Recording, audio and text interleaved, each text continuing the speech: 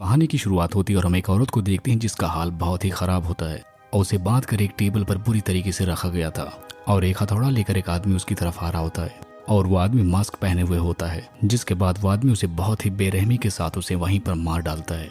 लेकिन तभी हम देखते हैं कि दीवार की दूसरी तरफ एक और आदमी होता है जो कि उसे मारते हुए देख रहा होता है। अब इसके बाद ये सीन यहीं से कट होता है और हमें एलिसा नाम की एक लड़की को दिखाया जाता है। हम देखते हैं कि एलिसा को बहुत ज्यादा उल्टियां हो रही थी। तब उसकी मॉम उसे फोन कर हॉस्पिटल जाने के लिए कहने लगती है। अब कुछ टाइम बीत जाने के बाद हम देखते हैं कि फेब्रेटियो, सूफिया और मास एकार्डो में आते हैं। जिसके बाद एलिसा उनकी गाड़ी में बैठ जाती है और ये सारे लोग अपने अपने जगह पर जाने वाले थे। रिकार्डो एक डॉक्टर होता है जो कि अपने एक पेशेंट को देखने के लिए जा रहा होता है और हम मार्को सोफिया को देखते हैं जो कि एक कपल होते हैं और फेब्रिजी उनका ड्राइवर होता है और बहुत जल्दी से एलिसा उनकी दोस्त भी बन जाती है। जिसके बाद ये लोग एक सुनसान रास्ते से गुजरने लगते हैं।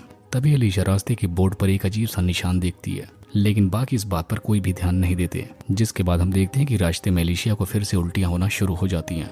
इसके बाद नशे में होने के बावजूद मार्क वैन चलाने लगता है और अब हम देखते हैं कि मार्क को रात के टाइम गाड़ी चलाते हुए बहुत नींद आ रही थी। जिसके बाद वो म्यूजिक चलाकर कैसे भी करके अपनी नींद को काबू में किया था और फेब्रिजियो भी ड्रिंक करके उसके साथ में बातें कर रहा था।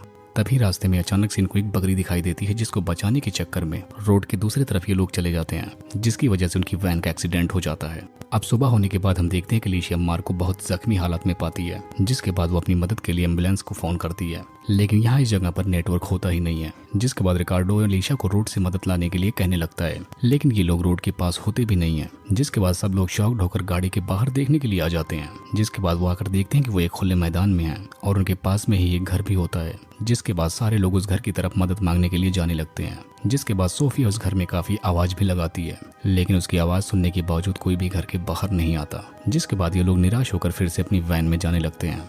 अब हम दूसरी तरफ मार्क को देखते हैं जो कि बहुत परेशान होता है रास्ता भटक जाने की वजह से। तब फेब्रिजियो और रिकार्डो जंगल की तरफ रास्ता ढूंढने के लिए निकल पड़ते हैं। तभी रास्ते में इनको एक अजीब सी चीज नजर आती है। यहाँ पर वो देखते हैं कि जंगल में कुछ डेड बॉडीज को एकदम अजीब तरीके से लटकाया गया था। उस जगह को देखने के बाद ऐसा लग रहा था कि उस जगह को काले जादू के लिए यूज किया गया था। जिसके बाद ये दोनों ऐसा सब कुछ देखने के बाद वहां से निकल पड़ते हैं। जिसके बाद हम एलिसा को देखते हैं जो कि फिर से उसी घर की तरफ आ जाती है। जिसके बाद वो घर के अंदर भी चली जाती है और उस घर के अंदर जाकर देखती है तो उस घर में बहुत ही अजीबोगरीब चीजें होती हैं और उस घर के अंदर कुछ उसे अजीबोगरीब आवाजें भी आती हैं। और वो एक जगह पर पहुंचती है तो वहां पर बहुत सारे कैंडल्स जल रही होती हैं और उसके सामने एक पेंटिंग भी रखी हुई होती है। जिसके बाद बाकी लोग भी घर के अंदर आ जाते हैं। जिसके बाद ये सब ये डिसाइड करते हैं कि मार्को को यहीं पर लाकर उसकी रात गुजारेंगे। अब हम देखते हैं कि रात के टाइम फेब्रिजियो जब बाहर जाता है उसे वहीं पर कुछ मास्क पहने हुए लोग उसी को देखते हुए नजर आते हैं। दूसरी तरफ रिकार्डो को घर के अंदर बहुत ही अजीबोगरीब आवाजें सुनाई दे रही थी। जिसके बाद हम देखते हैं कि सोफिया और एलिसा भी घर के अंदर जांच करने के लिए चले जाते हैं। तब फेब्रिजियो रिकार्डो को मास्क मैन के बारे में बताता है। जिसके बाद वो दोनों फिर से उसी घर के अंदर जाने लगते हैं। तभी उन्हें घर के तहखाने के अंदर उन्हें एक बच्ची नजर आती है और उसी टाइम वहाँ पर एक बहुत ही डरावनी आवाज भी आती है। और जब ये लोग खिड़की से घर के बाहर देखने लगते हैं तो उन्हें बाहर कुछ मास्क पहने हुए लोग दिखाई देते हैं जो कि घर के बाहर ही खड़े होते हैं और वही लोग मार्क को कार से निकालकर घर के अंदर लेकर आने लगते हैं। जिसके बाद उसे एक टेबल पर बांध देते हैं। तभी वहां पर एक आदमी मार्को को एक हैमर से पीट कर मार डालता है और उसकी खाल उतार कर खुद पहन लेता है। जिसके बाद एक डरावनी आवाज फिर से गूंजने लगती है। जिसके बाद वो सारे लोग मार्क की डेड बॉडी को वहां से लेकर जाने लगते हैं और सारे लोग घर में छुप कर ये सब कुछ देख रहे होते हैं। और यहाँ पर वो मार्क की दर्दनाक मौत देखकर एकदम डर जाते हैं। अब अगली सुबह उस बच्ची को अपने साथ में लेकर ये लोग जंगल की तरफ रास्ता ढूंढने के लिए निकल पड़ते हैं और एक जगह पहुंच जाने के बाद उन्हें बहुत सारी पुरानी कारें दिखाई देती हैं। यानी यहाँ पर इन्हें पता चलता है कि इनसे पहले भी बहुत सारे लोग यहाँ पर आकर फंस चुके हैं और मारे गए हैं और इन सब की वजह से रिकार्डो और सूफिया के बीच में झगड़ा भी हो जाता है। दूसरी तरफ हम एलिसा को देखते हैं जो कि उस छोटी बच्ची से बात करने की कोशिश करती है जो कि उन्हें उस घर में मिली। लेकिन यहाँ पर इस बच्ची की जीभ को उन लोगों ने काट दिया था जिसकी वजह से वो कुछ बोल भी नहीं पाती। तब यहाँ पर ये छोटी बच्ची लिखकर अपने बारे में उसे बताती है। लेकिन तभी यहाँ पर वही डरावनी आवाजें फिर से आने लगती हैं। जिसके बाद ये सारे लोग फिर से उसी घर के अंदर जाने लगते हैं और रात के टाइम ये सब लोग यहीं पर ड्रिंक करके एक दूसरे के बारे में बातें करने लगते हैं। जिसके बाद ये सारे लोग अपनी टेंशन खत्म करके वहीं पर सो जाते हैं। अब हम देखते हैं कि सोफिया मार्क को बहुत मिस कर रही होती है। अब इन लोगों को आधी रात को फिर से वही डरावनी आवाज आती है जिसकी वजह से एलिसा उठ जाती है और वो बाहर देखने लगती है और अब की बार जो वो देखती है ऐसा देखकर वो बहुत ही शॉक्ड हो जाती है। यहाँ पर वो देखती है कि सोफिया और रिकार्डो को उन्होंने एक पोल से बांध कर रख दिया था।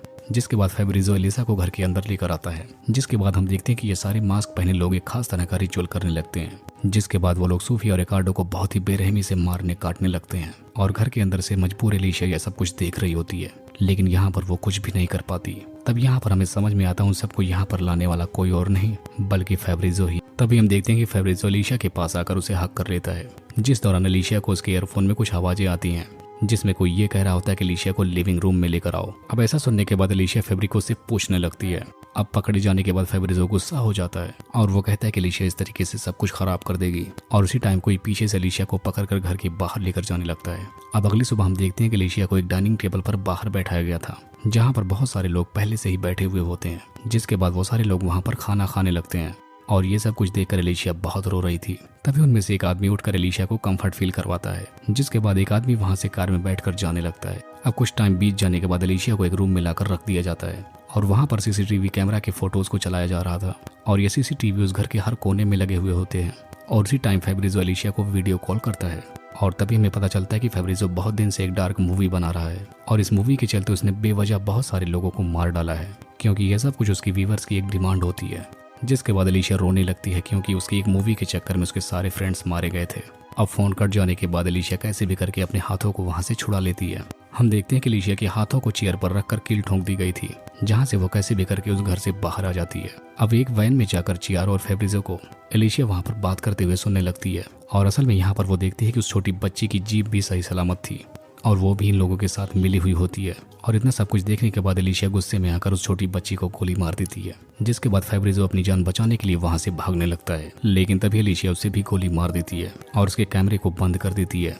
और अब एलिशिया जंगल से भाग रही होती तभी उसे रास्ते में एक बच्चा मिल जाता है और उस बच्चे का पीछा करते हुए एक बीच तक आ जाती है जहाँ पर बहुत सारे लोग होते हैं और वो एलिशिया का वीडियो बनाने लगते हैं। जिसके बाद हम देखते हैं कि एलिशिया धीरे धीरे समंदर की तरफ जाने लगती है और वहां पर जाने से वहां का कोई भी आदमी उसे नहीं रोकता और इस वीडियो को बहुत सारे लोग अपने कंप्यूटर पर डार्क वेब पर देख रहे होते हैं।